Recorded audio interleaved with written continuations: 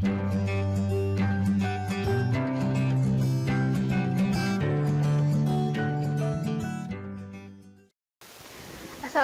warahmatullahi wabarakatuh. Kembali lagi berjumpa dengan saya, Agi Hoirunisa. Pada kesempatan kali ini, materi biologi yang akan kita pelajari adalah tentang sel. Nah, ini merupakan materi awal dari kelas 11 ya. Jadi ini merupakan materi kelas 11 semester 1. Nah, yang akan kita bahas pada materi sel ini adalah yang pertama komponen kimiawi sel, kemudian sel tumbuhan dan sel hewan, dan juga mekanisme transport pada membran. Nah, teori sel terdapat beberapa kutipan ahli ya di sini. Yang pertama adalah menurut Sladen dan Swan yang menyatakan bahwa sel ini merupakan unit struktural kehidupan.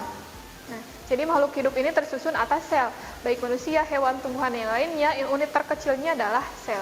Selanjutnya menurut Max Schulze, dia menyatakan bahwa sel ini merupakan unit fungsional kehidupan gitu, dikemukakan oleh ahli tersebut yang memberikan arti bahwa aktivitas yang berlangsung dalam tubuh makhluk hidup tercermin dalam aktivitas di dalam sel, misalnya pertumbuhan, reproduksi, dan juga respirasi. Dan yang selanjutnya ada menurut Rudolf Virchow. Nah, di sini menyatakan bahwa setiap sel ini berasal dari sel sebelumnya. Nah, selanjutnya sel menurut Edward Strasburger menyatakan bahwa sel merupakan kesatuan reproduksi dari makhluk hidup. Nah, sehingga dari hasil penelitiannya dia mengamati bahwa pembelahan sel pada reproduksi sel, pada organisme uniselular, kemudian pembelahan induk sel akan menghasilkan sel individu yang baru. Nah, sedangkan menurut Walter Fleming, dia menyatakan bahwa sel ini merupakan kesatuan hereditas dari makhluk hidup. Nah, selanjutnya komponen kimiawi dari sel ya. Komponen kimiawi sel dari sel ini ada komponen yang anorganik dan ada juga yang organik. Kalau untuk yang anorganik terdiri dari air dan juga garam-garam mineral dan ion. Sedangkan yang untuk yang organik ada karbohidrat, protein, lemak dan juga asam nukleat. Nah, yang pertama adalah karbohidrat. Karbohidrat ini bisa digolongkan menjadi 3 jenis, yaitu monosakarida, artinya memiliki satu gugus gula, yaitu contohnya adalah glukosa, galaktosa, dan fruktosa. Untuk disakarida ada sukrosa, laktosa, dan maltosa. Sedangkan untuk polisakarida ada yang homopolisakarida, ada juga yang heteropolisakarida. Kalau yang homopolisakarida berarti terdiri dari gugus-gugus yang serupa tapi banyak. Contohnya adalah amilum, glikogen, lignin, dan juga selulosa. Sedangkan pada heteropolisakarida dia terdiri dari beberapa jenis gugus sakarin gitu ya. Contohnya adalah kitin dan juga heparin. Untuk lemak itu terdiri dari gliserol dan juga asam lemak. Lemak ini bisa digolongkan menjadi lemak sederhana, lemak gabungan, dan juga turunan-turunan lemak lainnya seperti steroid, kemudian hormon, vitamin D, dan juga kolesterol. Nah, untuk protein ini bisa digolongkan menjadi protein sederhana maupun protein gabungan. Gitu. Contoh protein sederhana dan protein gabungan bisa dilihat di sini. Nah, kemudian untuk struktur dari sel ini yang akan kita bahas, yang bisa kita bedakan ya, yang di bawah ini merupakan sel dari organisme prokariotik, sedangkan yang dua yang besar di atas ini adalah sel dari organisme eukariotik. Nah, untuk yang eukariotik biasanya kita mempelajari dua yang utama, yaitu sel tumbuhan dan juga bentuk sel hewan.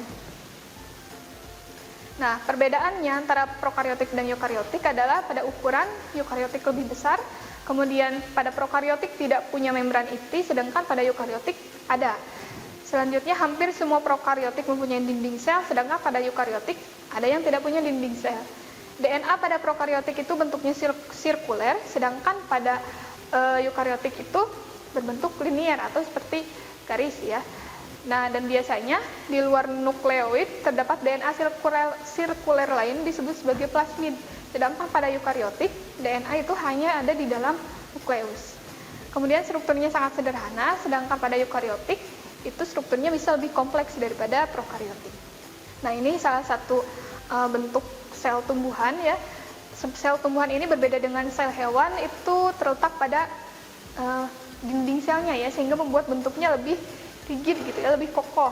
Kita lihat di sana ada bagian-bagian yang namanya badan Golgi, kemudian vesicle, vakuola, dinding sel, RE kasar, ribosom bebas, membran inti, nukleus, mikrotubulus, membran plasma, mitokondria, dan juga kloroplas. Nah, sedangkan pada sel hewan, kita lihat nukleus juga sama ada vesikel, ada risosom, ribosom bebas, RE kasar, artinya RE yang ditumbuhi oleh ribosom, kemudian RE halus, badan Golgi, mitokondria, sentriol, membran plasma, mikrofilamen, mikrotubulus. Nah, sehingga kita bisa dari kedua gambar tersebut kita bisa bedakan ya. Pada sel tumbuhan dinding sel ada, pada sel hewan tidak ada. Sedangkan pada kloroplas pada sel tumbuhan itu ada, sel hewan tidak ada. Nah, untuk vakuola, sel tumbuhan punya vakuola, sedangkan sel hewan tidak ada vakuola. Untuk lisosom hanya terdapat pada hewan, dan untuk sentriol juga hanya terdapat pada hewan. Nah, 3 bagian utama di dalam sel yaitu membran plasma, sitoplasma, dan organel-organel sel. Jadi tadi dari 2 gambar yang kita peroleh, yang paling luar itu disebut sebagai membran plasma. Baik pada sel hewan maupun sel tumbuhan, kedua-duanya punya membran plasma. Fungsinya adalah untuk sebagai pelindung, sebagai reseptor juga, sebagai penerima zat-zat yang ada di dalam luar atau sinyal-sinyal yang ada dari luar. Dan juga sebagai pengatur lalu lintas berbagai macam zat ya, karena membran sel ini bersifat selektif permeable, jadi tidak semua benda bisa masuk begitu saja. Kemudian sitoplasma, ini merupakan bagian yang luas di dalam sel ya, yang mengisi sel, mengisi ruangan antara selaput plasma dan juga selaput intinya gitu ya, atau nukleusnya. Nah, sedangkan organel itu padatan-padatan yang ada di dalam sitoplasma. Nah, organel-organel yang pertama adalah nukleus, fungsinya adalah untuk menyimpan informasi genetik. Jadi semua aktivitas sel juga diatur oleh nukleus ini, karena semua pusat kendali ada di nukleus. Kemudian mitokondria ini sebagai tempat respirasi sel. Yang ketiga ribosom sebagai tempat sintesis protein, dan retikulum endoplasma ini mensintesis lemak dan kolesterol, kemudian detoksifikasi, dan juga menampung protein dari ribosom untuk disalurkan ke badan Golgi yang akhirnya dikeluarkan dari sel ya. Ini fungsi dari retikulum endoplasma kasar khususnya ya. Untuk badan Golgi, fungsinya adalah membentuk vesikula atau membentuk kantung ya, yang tadi dialirkan oleh retikulum endoplasma, kemudian di badan Golgi diproses sehingga menjadi sebuah kantong. Gitu. Nah, lisosom adalah organel untuk pencernaan, ya, pencernaan intrasel, untuk autolisis, untuk autofagi, untuk dan eksositosis.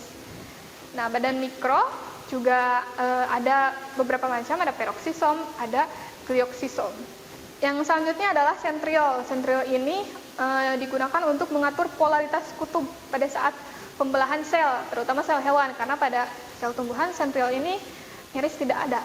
Nah, sitoskeleton terdiri dari filamen aktin, filamen tengah, dan juga mikrotubula. Sitoskeleton ini fungsinya adalah untuk mengatur gerakan kromosom ke arah kutub saat nanti membelah.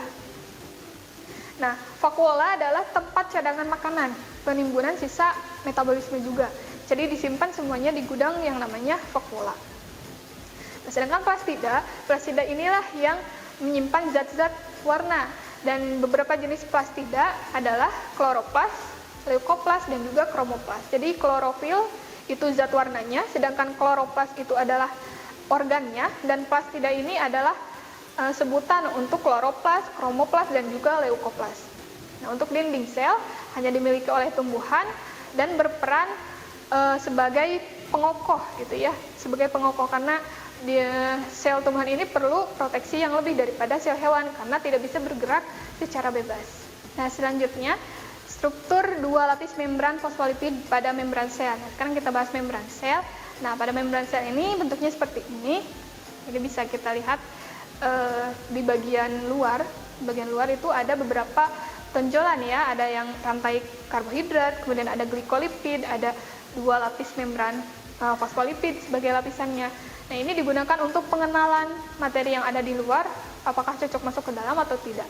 Kemudian ada juga protein-protein periferal, kemudian ada protein integral juga. Nah, mereka berperan dalam proses-proses yang melewatkan sesuatu dari luar sel ke dalam sel. Itu juga sebaliknya. Nah, selanjutnya ini adalah proses pembuatan lisosom lebih khususnya ya, pembentukan lisosom.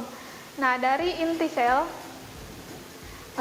kemudian masuk ke badan Golgi tadi ya, badan Golgi sebagai pembentuk vesikel atau pembentuk kantung, kemudian nanti dilepaskan dan menjadi satu buah lisosom. Nah, lisosom ini kemudian akan mengendositosis atau memakan organel-organel yang sudah mati di dalam sel, kemudian mencernanya. Nah, setelah dicerna kemudian akan dikeluarkan. Gitu, dikeluarkan keluar sel dengan cara si lisosomnya ini berfusi atau bersatu dengan si membran dan kemudian keluar. Nah, lisosom merupakan organel yang bentuknya bulat dan ini adalah salah satu organel yang sangat penting gitu ya, fungsinya untuk pencernaan intraselular. Nah, selanjutnya ini adalah mitokondria. Ya, mitokondria ini adalah fungsinya untuk melakukan respirasi. Ya, ada membran dalam dan ada juga membran luarnya. Jadi ada dua membran di sini dan lekukan-lekukan ini disebut sebagai kristal. Selanjutnya ini adalah klorofil atau plastida, bisa kita sebut sebagai plastida ya atau kloroplas.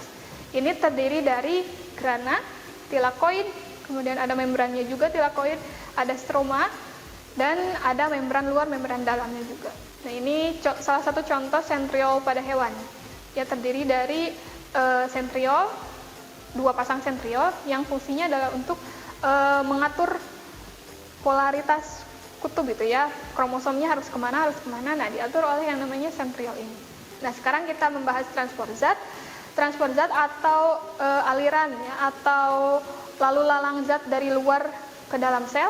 Nah, bisa dengan beberapa cara. Yang pertama adalah difusi, yaitu perpindahan atau pergerakan partikel atau molekul suatu zat, baik itu padat, cair maupun gas, dari tempat yang konsentrasinya tinggi ke tempat yang konsentrasinya rendah, baik melewati membran maupun tanpa membran. Nah, difusi sebagai transport pasif. Kenapa seperti itu? Ya karena tidak memerlukan energi, jadi dia mengalir begitu saja karena ada gradien konsentrasinya itu tadi ya.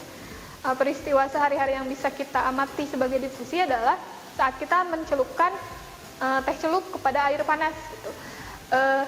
Si ekstrak teh yang ada dari kantong tersebut akan menyebar ke air. Nah, itu adalah contoh difusi. Nah, ini secara selularnya seperti ini ya, dari luar sel kemudian ke dalam sel atau sebaliknya. Selanjutnya adalah osmosis.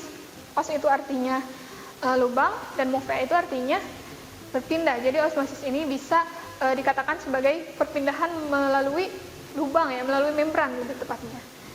Nah, si perpindahan molekul-molekul zat pelarut ini di osmosis ini lebih khususnya adalah air.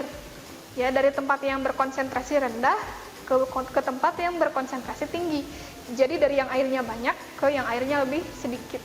Dan ini biasanya melalui membran yang selektif permeable gitu. Kalau tadi difusi bisa tanpa membran, kalau osmosis selalu melalui membran. Nah, ini ya tiga keadaan sel saat osmosis. Nah, yang pertama adalah ketika hipertonik atau ketika banyak konsentrasi zat terlarut di sana, maka sel pada hewan itu akan mengalami krenasi atau mengerut gitu ya, mengerut. Sedangkan pada sel tumbuhan itu biasanya mengalami plasmolisis atau si membran plasmanya jadi pecah, tapi dindingnya tetap ada ya. Kita lihat di sini dindingnya tetap ada, tapi membran sel yang ada di dalamnya ini jadi pecah. Itu karena krenasi ya, atau karena terlalu banyak zat terlarut. Contohnya adalah saat kita celupkan misal kentang ke dalam air yang banyak garamnya, biasanya jadi lebih mengkerut kan ya. Nah, itu disebut sebagai plasmolisis. Selanjutnya adalah keadaan isotonis. Nah, keadaan isotonis ini berarti antara di dalam sel dan di luar sel ini seimbang. Pada sel hewan maupun sel tumbuhan itu bentuknya adalah bentuk yang idealnya. Selanjutnya kalau misalnya hipotonik atau konsentrasi zat terlarut di dalam sel itu terlalu sedikit, artinya terlalu banyak air di sana, maka sel hewan akan mengalami yang namanya hemolisis. Sedangkan pada sel tumbuhan akan mengalami turgid, atau kalau kita lihat pada tumbuhan ini lebih segar ya, lebih segar terlihatnya, lebih tidak layu. Sedangkan pada sel hewan itu justru akan pecah. Selanjutnya sekarang transport aktif. Yang tadi sebelumnya kita bahas adalah transport pasif atau tanpa energi, sedangkan yang sekarang itu harus menggunakan ATP atau adenosine trifosfat ya. Biasanya dilakukan untuk mengangkut zat-zat yang lebih besar, contohnya adalah glukosa dan asam amino. Adanya energi ini memungkinkan zat bergerak dari konsentrasi rendah menuju ke konsentrasi yang tinggi gitu. Contoh dari mekanisme transport aktif ini yang dibantu oleh protein kotransport dan pompa ion Na+ dan juga K+. Selanjutnya adalah endositosis. Nah, endositosis ini merupakan peristiwa masuknya zat ke dalam sel akibat melekuknya membran sel gitu. Jadi kalau kita bayangkan misal amuba dan membentuk suatu lekukan, nah itu yang disebut sebagai endositosis. Seperti tadi lisosom yang mengambil organel-organel yang telah mati, nah itu menggunakan endositosis. Endositosis ini ada fagositosis dan juga ada pinositosis. Kalau fagositosis biasanya untuk benda-benda yang padat, kalau pinositosis itu untuk yang cair. Nah ini contoh gambarnya ya. Yang endositosis itu kita lihat ya, urutannya seperti itu. Nah kalau yang eksositosis ini kebalikannya, jadi mengeluarkan zat yang ada di dalam sel keluar dengan menggunakan kantong, kemudian ditempelkan atau difusikan ke membran sel, kemudian akan menyebar keluar. Itu adalah eksositosis. Selanjutnya ada yang disebut sebagai sintesis protein. Nah, sintesis protein dan juga reproduksi sel ini merupakan metabolisme ya yang ada di dalam sel gitu ya. Sintesis protein ini digunakan untuk menyusun sifat morfologis dan juga fisiologis sel. Dan reproduksi sel ini adalah kegiatan untuk membentuk morfologi tubuh dan memperbanyak tubuhnya itu sendiri. Sekian saja untuk bahasan sel, semoga bermanfaat. Wassalamualaikum warahmatullahi wabarakatuh. Kunjungi sosial media lainnya seperti website kami di pkbmalfata.com, Facebook PKB Malfata Manunjaya, Instagram PKB Malfata _official. Dan terima kasih telah klik video ini. Jangan lupa like, comment, share, and subscribe untuk menunjukkan dukungan kamu terhadap channel ini. Enjoy the video, PKB Malfata.